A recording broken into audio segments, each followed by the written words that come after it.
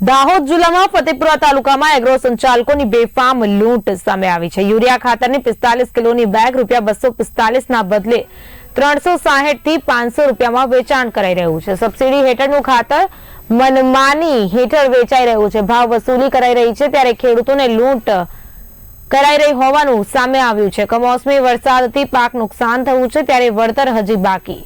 ખેડૂતો પર ડબલ માર, પાક નુકસાન સાથે ખાતર મોંઘું। સરકાર આવા લૂંટારા એગ્રો સંચાલકો પર ક્યારે અંકુશ લાવશે તેવા અનેક સવાલો ચર્ચાઈ રહ્યા છે।